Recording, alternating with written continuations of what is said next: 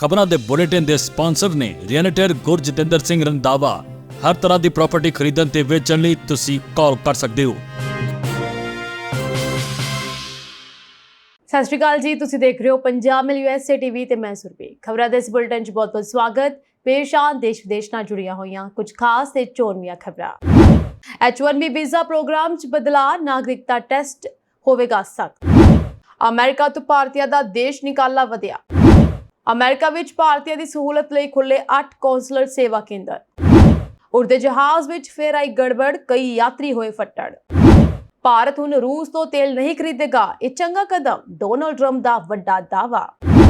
America ਵੱਲੋਂ ਰੂਸ ਨੇੜੇ ਪਰਮਾਣੂ ਪਣਡੁੱਬੀਆਂ ਤੈਨਾਤ। ਹੁਣ ਇਹਨਾਂ ਖਬਰਾਂ ਦਾ ਵਿਸਥਾਰ। ਇਸ ਦੇ ਨਾਲ ਹੀ ਦੇਸ਼ ਤੇ ਵਿਦੇਸ਼ ਨਾਲ ਜੁੜੀਆਂ ਹੋਈਆਂ तमाम ਖਬਰਾਂ।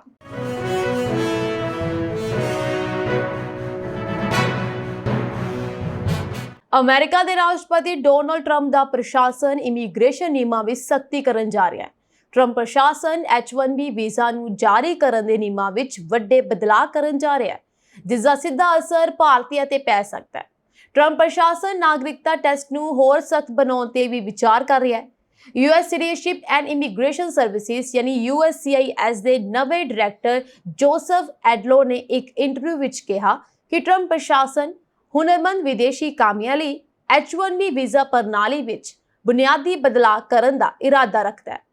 ਐਡਲੋ ਨੇ ਕਿਹਾ ਕਿ ਅਮਰੀਕੀ ਨਾਗਰਿਕ ਬਣਨ ਦੀ ਪ੍ਰੀਖਿਆ ਬਹੁਤ ਆਸਾਨ ਹੈ ਅਤੇ ਇਸ ਨੂੰ ਬਦਲਿਆ ਜਾਣਾ ਚਾਹੀਦਾ ਹੈ। ਮੈਨੂੰ ਨਹੀਂ ਲੱਗਦਾ ਕਿ ਇਸ ਸਮੇਂ ਅਸੀਂ ਸੱਚਮੁੱਚ ਕਾਨੂੰਨ ਦੀ ਭਾਵਨਾ ਦੀ ਪਾਲਣਾ ਕਰ ਰਹੇ ਹਾਂ। ਐਡਲੋ ਨੇ ਇਹ ਵੀ ਕਿਹਾ ਕਿ ਟਰੰਪ ਸਰਕਾਰ ਸੰਭਾਵੀ ਅਮਰੀਕੀ ਨਾਗਰਿਕਾਂ ਲਈ ਲੋੜੀਂਦੇ ਨਾਗਰਿਕਤਾ ਟੈਸਟ ਨੂੰ ਬਦਲਣਾ ਚਾਹੁੰਦੀ ਹੈ। ਵਰਤਮਾਨ ਵਿੱਚ ਪ੍ਰਵਾਸੀ ਨਾਗਰਿਕ 100 ਪ੍ਰਸ਼ਨਾਂ ਦਾ ਅਧਿਐਨ ਕਰਦੇ ਹਨ। ਪ੍ਰੀਖਿਆ ਦੇ ਇਸ ਹਿੱਸੇ ਨੂੰ ਪਾਸ ਕਰਨ ਲਈ ਉਹਨਾਂ ਨੂੰ 10 ਵਿੱਚੋਂ 6 ਪ੍ਰਸ਼ਨਾਂ ਦੇ ਸਹੀ ਉੱਤਰ ਦੇਣੇ ਪੈਂਦੇ ਹਨ। ਐਡਲੋ ਕਹਿੰਦੇ ਹਨ ਕਿ ਸਰਕਾਰ ਜਲਦੀ ਹੀ ਉਸ ਪ੍ਰੀਖਿਆ ਦਾ ਇੱਕ ਨਵਾਂ ਸੰਸਕਰਣ ਦੁਬਾਰਾ ਸ਼ੁਰੂ ਕਰਨ ਦਾ ਇਰਾਦਾ ਰੱਖਦੀ ਹੈ। ਵਿਦੇਸ਼ੀ ਕਾਮਿਆਂ ਲਈ H1B ਵੀਜ਼ਾ ਪ੍ਰੋਗਰਾਮ ਲੰਬੇ ਸਮੇਂ ਤੋਂ ਅਮਰੀਕਾ ਦੀ ਸੱਤਾਧਾਰੀ ਰਿਪਬਲਿਕਨ ਪਾਰਟੀ ਦੇ ਅੰਦਰ ਵੀ ਵਿਵਾਦ ਦਾ ਵਿਸ਼ਾ ਰਿਹਾ ਹੈ। ਟਰੰਪ ਪ੍ਰਸ਼ਾਸਨ ਨੇ H1B ਵੀਜ਼ਾ ਚੋਣ ਪ੍ਰਕਿਰਿਆ ਵਿੱਚ ਵੱਡੇ ਬਦਲਾਅ ਬਾਰੇ ਗੱਲ ਕੀਤੀ ਹੈ। ਅਮਰੀਕੀ ਗ੍ਰਹਿ ਸੁਰੱਖਿਆ ਵਿਭਾਗ ਅਤੇ ਅਮਰੀਕੀ ਨਾਗਰਿਕਤਾ ਅਤੇ ਇਮੀਗ੍ਰੇਸ਼ਨ ਸੇਵਾ ਨੇ ਵੀ ਨਵੀਂ H1B ਵੀਜ਼ਾ ਚੋਣ ਪ੍ਰਣਾਲੀ ਲਈ ਵਾਈਟ ਹਾਊਸ ਨੂੰ ਇੱਕ ਪ੍ਰਸਤਾਵ ਭੇਜਿਆ ਹੈ। ਟਰੰਪ ਪ੍ਰਸ਼ਾਸਨ ਤੋਂ ਸੰਕੇਤ ਮਿਲਦੇ ਹਨ ਕਿ H1B ਉਮੀਦਵਾਰਾਂ ਦੀ ਚੋਣ ਹੁਨਰ, ਤਜਰਬੇ ਦੇ ਪੱਧਰ ਅਤੇ ਤਨਖਾਹ ਦੇ ਆਧਾਰ ਤੇ ਕੀਤੀ ਜਾਵੇਗੀ। ਇਸ ਵਿੱਚ ਚੋਣ ਸਾਰਿਆਂ ਲਈ ਬਰਾਬਰ ਵਿਵਹਾਰ ਦੀ ਬਜਾਏ ਕੁਸ਼ਲਤਾ ਦੇ ਆਧਾਰ ਤੇ ਕੀਤੀ ਜਾਵੇਗੀ। ਐਡਲੋ ਨੇ ਕਿਹਾ ਕਿ ਇਸ ਵਿੱਚ ਉਹਨਾਂ ਕਾਰਪੋਰੇਸ਼ਨਸ ਨੂੰ ਤਰਜੀਹ ਦਿੱਤੀ ਜਾਵੇਗੀ ਜੋ ਵਿਦੇਸ਼ੀ ਕਾਮਿਆਂ ਨੂੰ ਵੱਧ ਤਨਖਾਹ ਦੇਣਾ ਚਾਹੁੰਦੇ ਹਨ। ਡੋਨਾਲਡ ਟਰੰਪ ਦੇ ਅਮਰੀਕੀ ਰਾਸ਼ਟਰਪਤੀ ਵਜੋਂ ਦੁਬਾਰਾ ਚੁਣੇ ਜਾਣ ਤੋਂ ਬਾਅਦ ਅਮਰੀਕਾ ਵਿੱਚੋਂ ਭਾਰਤੀ ਨਾਗਰਿਕਾਂ ਦੇ ਦੇਸ਼ ਨਿਕਾਲੇ ਵਿੱਚ ਕਾਫੀ ਵਾਧਾ ਹੋਇਆ ਹੈ। ਵਿਦੇਸ਼ ਮੰਤਰਾਲੇ ਦੇ ਅੰਕੜਿਆਂ ਅਨੁਸਾਰ 2025 ਦੇ ਪਹਿਲੇ 7 ਮਹੀਨਿਆਂ ਵਿੱਚ 1703 ਭਾਰਤੀਆਂ ਨੂੰ ਜ਼ਬਰਦਸਤੀ ਭਾਰਤ ਵਾਪਸ ਭੇਜਿਆ ਗਿਆ ਹੈ, ਜਿਸ ਦਾ ਮਤਲਬ ਹੈ ਕਿ ਹਰ ਰੋਜ਼ ਔਸਤਨ 8 ਭਾਰਤੀਆਂ ਨੂੰ ਦੇਸ਼ ਨਿਕਾਲਾ ਦਿੱਤਾ ਗਿਆ। ਇਹ ਅੰਕੜਾ ਪਿਛਲੀ ਬਾਈਡਨ ਸਰਕਾਰ ਦੇ ਸਾਲਾਂ ਅਤੇ ਟਰੰਪ ਦੇ ਪਹਿਲੇ ਕਾਰਜਕਾਲ ਨਾਲੋਂ 3 ਗੁਣਾ ਵੱਧ ਹੈ। ਟਰੰਪ ਸਰਕਾਰ ਨੇ 2025 ਦੀ ਸ਼ੁਰੂਆਤ ਤੋਂ ਹੀ ਇਮੀਗ੍ਰੇਸ਼ਨ ਨੀਤੀਆਂ ਨੂੰ ਸਖਤ ਕਰ ਦਿੱਤਾ ਅਤੇ ਗੈਰ ਕਾਨੂੰਨੀ ਪ੍ਰਵਾਸੀਆਂ ਅਤੇ ਵੀਜ਼ਾ ਨਿਯਮਾਂ ਦੀ ਉਲੰਘਣਾ ਕਰਨ ਵਾਲਿਆਂ ਵਿਰੁੱਧ ਕਾਰਵਾਈ ਤੇਜ਼ ਕਰ ਦਿੱਤੀ। 26 ਜੂਨ ਨੂੰ ਅਮਰੀਕੀ ਵਿਦੇਸ਼ ਵਿਭਾਗ ਨੇ ਇਹ ਸਾਫ਼ ਕਰ ਦਿੱਤਾ ਕਿ ਵੀਜ਼ਾ ਮਿਲਣ ਤੋਂ ਬਾਅਦ ਵੀ ਨਿਗਰਾਨੀ ਜਾਰੀ ਰਹਿੰਦੀ ਹੈ ਅਤੇ ਨਿਯਮਾਂ ਦੀ ਉਲੰਘਣਾ ਕਰਨ ਤੇ ਵੀਜ਼ਾ ਰੱਦ ਹੋ ਸਕਦਾ ਹੈ ਅਤੇ ਦੇਸ਼ ਨਿਕਾਲਾ ਵੀ ਦਿੱਤਾ ਜਾ ਸਕਦਾ ਹੈ। ਅਮਰੀਕੀ ਸਰਕਾਰ ਨੇ ਇਹ ਵੀ ਚੇਤਾਵਨੀ ਦਿੱਤੀ ਹੈ ਕਿ ਗੈਰ ਕਾਨੂੰਨੀ ਤਰੀਕੇ ਨਾਲ ਅਮਰੀਕਾ ਵਿੱਚ ਦਾਖਲ ਹੋਣ ਤੇ ਗ੍ਰਿਫਤਾਰੀ, ਦੇਸ਼ ਨਿਕਾਲਾ ਅਤੇ ਭਵਿੱਖ ਵਿੱਚ ਵੀਜ਼ਾ ਤੇ ਸਥਾਈ ਪਾਬੰਦੀ ਲਗਾਈ ਜਾਵੇਗੀ।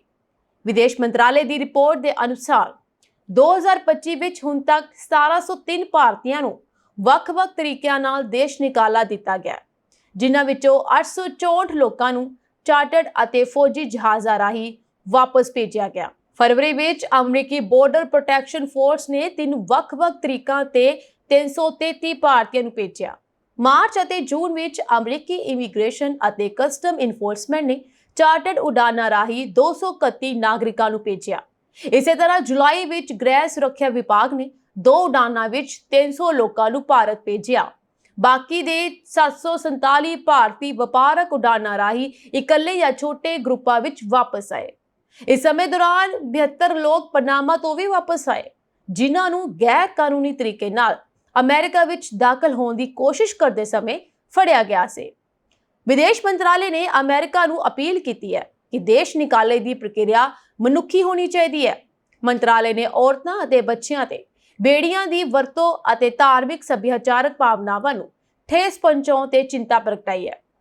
ਵਿਦੇਸ਼ ਮੰਤਰਾਲੇ ਨੇ ਕਿਹਾ ਕਿ ਅਸੀਂ ਅਮਰੀਕੀ ਅਧਿਕਾਰੀਆਂ ਨਾਲ ਲਗਾਤਾਰ ਸੰਪਰਕ ਵਿੱਚ ਹਾਂ ਅਤੇ ਉਮੀਦ ਕਰਦੇ ਹਾਂ ਕਿ ਭਾਰਤੀ ਨਾਗਰਿਕਾਂ ਨਾਲ ਸਨਮਾਨ ਨਾਲ ਪੇਸ਼ ਆਇਆ ਜਾਵੇਗਾ। 2025 ਵਿੱਚ ਦੇਸ਼ ਨਿਕਾਲਾ ਦਿੱਤੇ ਗਏ 1703 ਭਾਰਤੀਆਂ ਵਿੱਚੋਂ 90% ਸਿਰਫ 5 ਰਾਜਾਂ ਤੋਂ ਸਨ।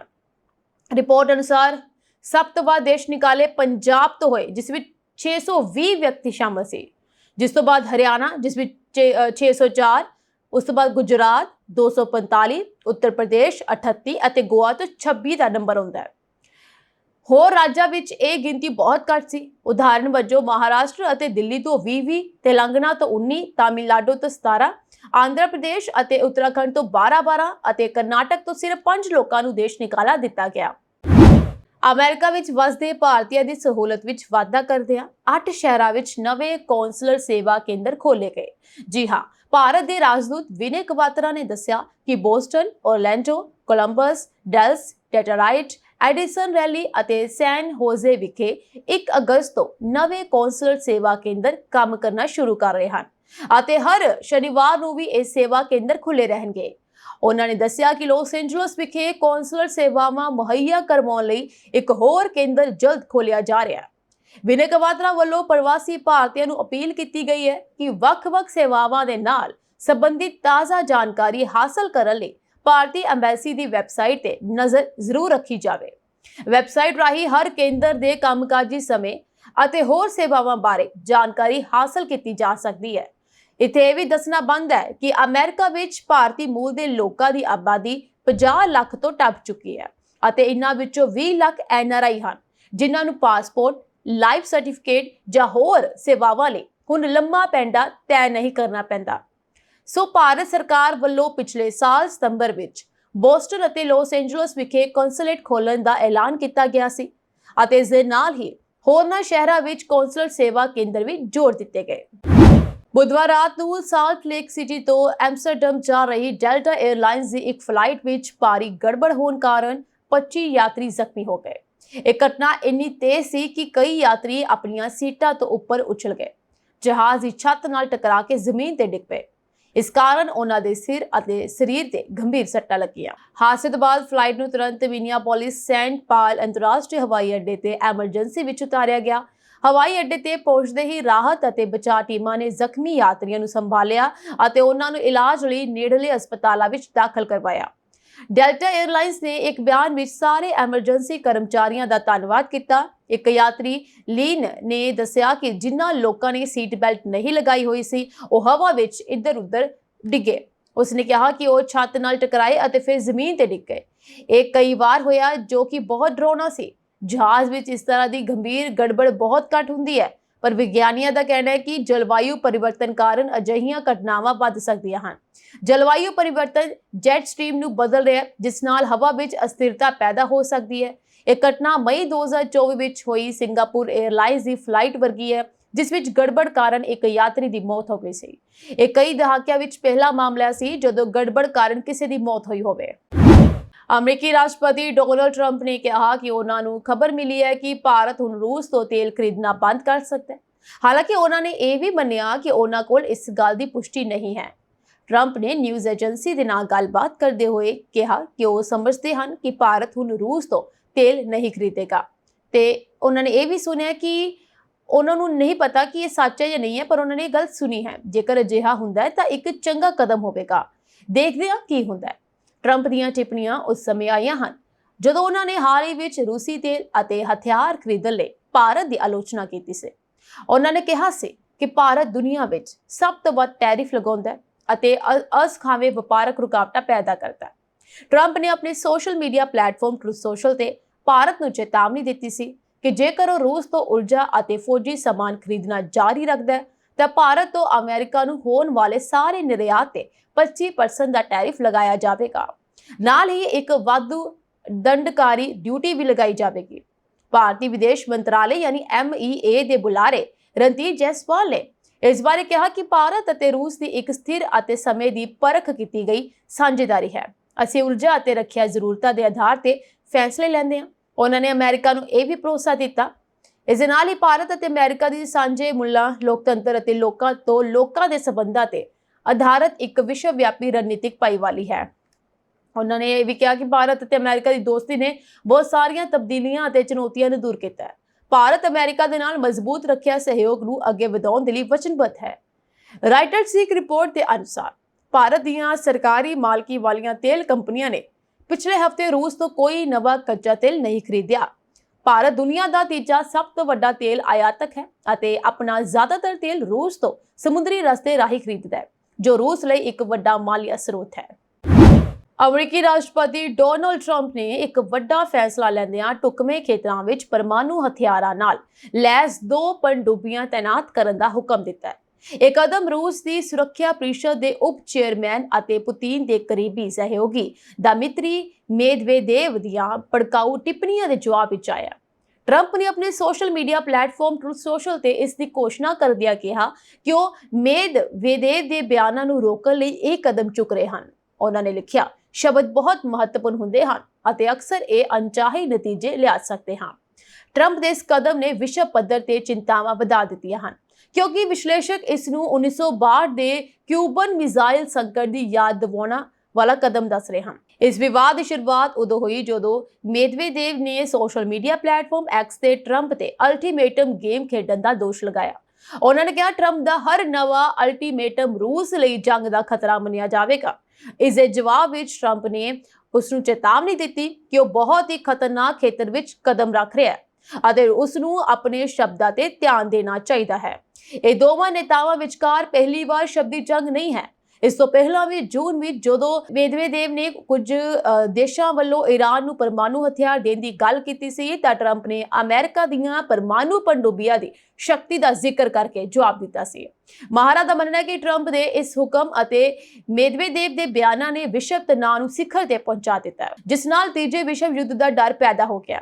ਇਹ ਸਥਿਤੀ 1962 ਦੇ ਕਿਊਬਨ ਮਿਜ਼ਾਈਲ ਸੰਕਟ ਦੀ ਯਾਦ ਦਿਵਾਉਂਦੀ ਹੈ, ਜਦੋਂ ਅਮਰੀਕਾ ਅਤੇ ਸੋਵੀਅਤ ਯੂਨੀਅਨ ਪਰਮਾਣੂ ਯੁੱਧ ਦੇ ਕੰਢੇ ਤੇ ਸਨ। ਵਿਸ਼ਲੇਸ਼ਕਾਂ ਦਾ ਇਹ ਵੀ ਕਹਿਣਾ ਹੈ ਕਿ ਇੱਕ ਛੋਟੀ ਜਿਹੀ ਗਲਤੀ ਵੀ ਇੱਕ ਵੱਡੇ ਟਕਰਾਅ ਦਾ ਕਾਰਨ ਬਣ ਸਕਦੀ ਹੈ। ਕੈਨੇਡਾ ਦੇ BC ਵਿੱਚ ਨਸ਼ਿਆਂ ਦੀ ਓਵਰਡੋਜ਼ ਨਾਲ 292 ਮੌਤਾਂ ਹੋਣ ਦੀ ਰਿਪੋਰਟ ਹੈ। BC ਕੋਰੋਨਰ ਸਰਵਿਸ ਨੇ ਮਈ ਅਤੇ ਜੂਨ ਦੇ ਆંકੜੇ ਜਾਰੀ ਕਰਦਿਆਂ ਦੱਸਿਆ ਕਿ ਮਈ ਦੌਰਾਨ 145 ਜਾਣਿਆਂ ਦੀ ਜਾਨ ਗਈ, ਜਦਕਿ ਜੂਨ ਦੌਰਾਨ 147 ਜਾਣਿਆਂ ਨੇ ਦਮ ਤੋੜਿਆ। ਮੌਜੂਦਾ ਵਰ੍ਹੇ ਦੌਰਾਨ 30 ਸਾਲ ਤੋਂ 59 ਸਾਲ ਦੇ ਉਮਰ ਵਰਗ ਵਿੱਚ ਹੋਈਆਂ ਮੌਤਾਂ ਵਿੱਚੋਂ 69% ਨਸ਼ਿਆਂ ਦੀ ਓਵਰਡੋਜ਼ ਨਾਲ ਸੰਬੰਧਿਤ ਰਹੀਆਂ ਅਤੇ ਜਾਨ ਗਵਾਉਣ ਵਾਲਿਆਂ ਵਿੱਚੋਂ 78% ਪੁਰਸ਼ ਸਨ। ਇੱਥੇ ਦੱਸਣਾ ਬਣਦਾ ਹੈ ਕਿ ਅਪ੍ਰੈਲ ਦੌਰਾਨ ਮੌਤਾਂ ਦਾ ਅੰਕੜਾ 165 ਦਰਜ ਕੀਤਾ ਗਿਆ, ਜੋ 2025 ਦੇ ਪਹਿਲੇ 6 ਮਹੀਨਿਆਂ ਦੌਰਾਨ ਸਭ ਤੋਂ ਵੱਧ ਮੰਨਿਆ ਜਾ ਰਿਹਾ।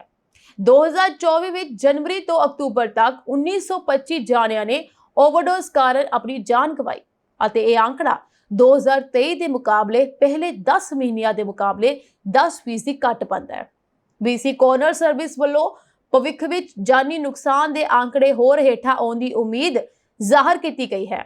ਜਾਨੀ ਨੁਕਸਾਨ ਵਿੱਚ ਕਮੀ ਆਉਣ ਦੇ ਬਾਵਜੂਦ ਨਸ਼ੀਲੇ ਪਦਾਰਥ BC ਵਿੱਚ ਗੈਰ ਕੁਦਰਤੀ ਮੌਤਾਂ ਦਾ ਸਭ ਤੋਂ ਵੱਡਾ ਕਾਰਨ ਬਣੇ ਹੋਏ ਹਨ। ਸੂਬੇ ਵਿੱਚ ਹੁੰਦੇ ਕਤਲਾਂ, ਖੁਦਕੁਸ਼ੀਆਂ, ਹਾਦਸਿਆਂ ਅਤੇ ਬਿਮਾਰੀਆਂ ਕਾਰਨ ਮਰਨ ਵਾਲਿਆਂ ਤੋਂ ਜ਼ਿਆਦਾ ਜਾਨੀ ਨੁਕਸਾਨ ਨਸ਼ਿਆਂ ਦੀ ਓਵਰਡੋਜ਼ ਕਾਰਨ ਹੋ ਰਿਹਾ। ਤਕਰੀਬਨ ਹਰ ਉਮਰ ਵਰਗ ਦੇ ਲੋਕ ਨਸ਼ਿਆਂ ਦੀ ਮਾਰ ਹੇਠ ਆ ਰਹੇ ਹਨ, ਪਰ ਅੰਥਕ ਯਤਨਾਂ ਸਦਕਾ ਮੌਤਾਂ ਦੀ ਅੰਕੜਾ ਕਾਫੀ ਹੱਦ ਤੱਕ ਹੇਠ ਆਇਆ। ਇਸ ਨੂੰ ਹੋਰ ਹੇਠਾਂ ਲਿਆਉਣ ਲਈ ਹਾਲੇ ਬਹੁਤ ਕੁਝ ਕੀਤਾ ਜਾਣਾ ਬਾਕੀ ਹੈ। ਸਭ ਤੋਂ ਜ਼ਿਆਦਾ ਮੌਤਾਂ ਦਾ ਕਾਰਨ ਫੈਂਟਨਿਲ ਰਹੀ ਅਤੇ 87% ਤੋਂ ਵੱਧ ਜਾਨਾਂ ਇਸ ਖਤਰਨਾਕ ਨਸ਼ੇ ਕਾਰਨ ਗਈਆਂ। BC ਵਿੱਚ ਖਿੱਤਿਆਂ ਦੇ ਹਿਸਾਬ ਦੇ ਨਾਲ ਦੇਖਿਆ ਜਾਵੇ ਤਾਂ ਵੈਂਕੂਵਰ, ਸਰੀ ਅਤੇ ਗ੍ਰੇਟਰ ਵਿਕਟੋਰੀਆ ਵਿੱਚ ਸਭ ਤੋਂ ਵੱਧ ਜਾਨੀ ਨੁਕਸਾਨ ਹੋਇਆ। ਅਮਰੀਕਾ ਵਿੱਚ ਇੱਕ ਵਿਅਕਤੀ ਨੇ ਆਪਣੀ ਪਤਨੀ ਨੂੰ ਜ਼ਹਿਰ ਦੇ ਕੇ ਮਾਰ ਦਿੱਤਾ। ਜਦੋਂ ਅਦਾਲਤ ਵਿੱਚ ਕੇਸ ਦੀ ਕਾਰਵਾਈ ਚੱਲ ਰਹੀ ਸੀ ਤਾਂ ਉਹ ਸਿਰ ਝੁਕਾ ਕੇ ਖੜਾ ਸੀ। ਜਿਊਰੀ ਵੀ ਆਪਣੀ ਪਤਨੀ ਨੂੰ ਰਸਤੇ ਤੋਂ ਭਜਾਉਣ ਲਈ ਵਰਤੇ ਗਏ ਤਰੀਕੇ ਨੂੰ ਸੁਣ ਕੇ ਹੈਰਾਨ ਰਹਿ ਗਏ। ਇਹ ਮਾਮਲਾ ਅਮਰੀਕਾ ਦੇ ਕੋਲੋਰਾਡੋ ਦਾ ਹੈ। ਇੱਥੇ ਇੱਕ ਸਾਬਕਾ ਦੰਦਾਂ ਦੇ ਡਾਕਟਰ ਜੇਮਸ ਕ੍ਰੇਗ ਨੂੰ ਉਸਦੀ ਪਤਨੀ ਐਂਜਲਾ ਕ੍ਰੇਗ ਦੇ ਕਤਲ ਲਈ ਅਦਾਲਤ ਨੇ ਪੈਰੋਲ ਦੀ ਸੰਭਾਵਨਾ ਤੋਂ ਬਿਨਾਂ ਉਮਰ ਕੈਦ ਦੀ ਸਜ਼ਾ ਸੁਣਾਈ ਹੈ। ਜੇਮਸ ਕ੍ਰੈਗ ਦਾ ਆਪਣੇ ਸਾਥੀ ਨਾਲ ਅਫੇਅਰ ਸੀ। ਇਹ ਮਾਮਲਾ ਕੁਝ ਸਾਲ ਪੁਰਾਣਾ ਹੈ। 47 ਸਾਲ ਦੇ ਜੇਮਸ ਕ੍ਰੈਗ ਆਪਣੀ ਪਤਨੀ ਐਂਜਲਾ ਤੋਂ ਛੁਟਕਾਰਾ ਪਾਉਣਾ ਚਾਹੁੰਦਾ ਸੀ। ਆਪਣੇ 23 ਸਾਲਾਂ ਦੇ ਵਿਆਹ ਦੌਰਾਨ ਉਸਦੇ ਕਈ ਔਰਤਾਂ ਨਾਲ ਅਫੇਅਰ ਸਨ ਅਤੇ ਅੰਤ ਵਿੱਚ ਉਸਨੇ ਫੈਸਲਾ ਕੀਤਾ ਕਿ ਉਹ ਆਪਣੀ ਪਤਨੀ ਨੂੰ ਰਸਤੇ ਤੋਂ ਭਜਾ ਦੇਵੇਗਾ। ਇਸ ਤੋਂ ਬਾਅਦ ਉਸਨੇ ਹਰ ਰੋਜ਼ ਪ੍ਰੋਟੀਨ ਸ਼ੇਕ ਵਿੱਚ ਮਿਲਾ ਕੇ ਆਪਣੀ ਪਤਨੀ ਨੂੰ ਜ਼ਹਿਰ ਦੇਣਾ ਸ਼ੁਰੂ ਕਰ ਦਿੱਤਾ, ਪਰ ਇਹ ਵੀ ਉਸਦੀ ਯੋਜਨਾ ਵਿੱਚ ਸਫਲ ਨਹੀਂ ਹੋਇਆ। ਐਂਜੇਲਾ ਨੂੰ ਹਸਪਤਾਲ ਵਿੱਚ ਦਾਖਲ ਕਰਵਾਇਆ ਗਿਆ। ਇਸ ਤੋਂ ਬਾਅਦ ਜੇਮਸ ਕ੍ਰੈਗ ਨੇ ਆਪਣੀ ਆਖਰੀ ਦਾਅ ਖੇਡਿਆ। ਉਸਨੇ ਆਨਲਾਈਨ ਪੋਟਾਸ਼ੀਅਮ ਸਾਇਨਾਈਡ ਆਰਡਰ ਕੀਤਾ। ਇਸ ਤੋਂ ਬਾਅਦ ਉਹ ਆਪਣੀ ਹਸਪਤਾਲ ਵਿੱਚ ਦਾਖਲ ਪਤਨੀ ਦੇ ਕੈਬਨ ਵਿੱਚ ਦਾਖਲ ਹੋਇਆ ਅਤੇ ਉਸ ਨੂੰ ਸਾਇਨਾਈਡ ਦਾ ਟੀਕਾ ਲਗਾਇਆ। ਐਂਜਲਾ ਨੂੰ ਦਿਮਾਗੀ ਤੌਰ ਤੇ ਮ੍ਰਿਤਕ ਐਲਾਨ ਦਿੱਤਾ ਗਿਆ ਸੀ ਅਤੇ ਮਾਰਚ 2023 ਵਿੱਚ ਉਸ ਦੀ ਮੌਤ ਹੋ ਗਈ। ਅਮਰੀਕਾ ਦੇ ਪੂਰਬੀ ਤੱਟ ਤੇ ਤੇਜ਼ ਤੂਫਾਨ ਅਤੇ ਭਾਰੀ ਮੀਂਹ ਕਾਰਨ ਹੜ੍ਹ ਵਰਗੇ ਹਾਲਾਤ ਬਣ ਗਏ ਹਨ, ਜਿਸ ਤੋਂ ਬਾਅਦ ਨਿਊਯਾਰਕ ਸਿਟੀ ਅਤੇ ਨਿਊ ਜਰਸੀ ਵਿੱਚ ਐਮਰਜੈਂਸੀ ਘੋਸ਼ਿਤ ਕਰ ਦਿੱਤੀ ਗਈ। ਤੂਫਾਨ ਦਾ ਪ੍ਰਭਾਵ ਨਿਊਯਾਰਕ ਤੋਂ ਵਾਸ਼ਿੰਗਟਨ ਡੀਸੀ ਤੱਕ ਦੇਖਿਆ ਗਿਆ। ਮੌਸਮ ਵਿਭਾਗ ਦੇ ਅਨੁਸਾਰ ਕੁਝ ਇਲਾਕਿਆਂ ਵਿੱਚ 1 ਘੰਟੇ ਵਿੱਚ 3 ਇੰਚ ਤੱਕ ਮੀਂਹ ਪਿਆ, ਜਿਸ ਕਾਰਨ ਨਾਲੇ ਅਤੇ ਨਦੀਆਂ ਭਰ ਗਈਆਂ। ਨਿਊਯਾਰਕ ਵਿੱਚ ਸਬਵੇ ਸਟੇਸ਼ਨਾਂ ਵਿੱਚ ਪਾਣੀ ਭਰ ਗਿਆ। ਸਟੇਸ਼ਨ ਦੀਆਂ ਕੰਧਾਂ ਵਿੱਚੋਂ ਪਾਣੀ ਰਿਸਦਾ ਦੇਖਿਆ ਗਿਆ।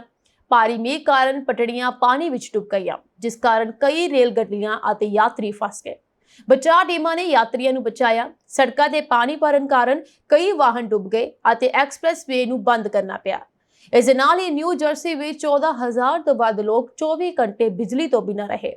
ਨਿਊਯਾਰਕ ਦੀ ਗਵਰਨਰ ਕੈਥੀ ਹੋਚੂਲ ਨੇ ਸ਼ਹਿਰ ਅਤੇ ਆਲੇ-ਦੁਆਲੇ ਦੇ ਇਲਾਕਿਆਂ ਵਿੱਚ ਐਮਰਜੈਂਸੀ ਦੀ ਸਥਿਤੀ ਦਾ ਐਲਾਨ ਕੀਤਾ ਹੈ। ਉਧਰ ਹੀ ਸ਼ੁੱਕਰਵਾਰ ਤੱਕ ਹੋਰ ਮੀਂਹ ਪਿਆ ਅਤੇ ਪ੍ਰਸ਼ਾਸਨ ਨੇ ਲੋਕਾਂ ਨੂੰ ਯਾਤਰਾ ਨਾ ਕਰਨ ਅਤੇ ਹੜ੍ਹਾਂ ਤੋਂ ਬਚਣ ਦੀ ਸਲਾਹ ਦਿੱਤੀ।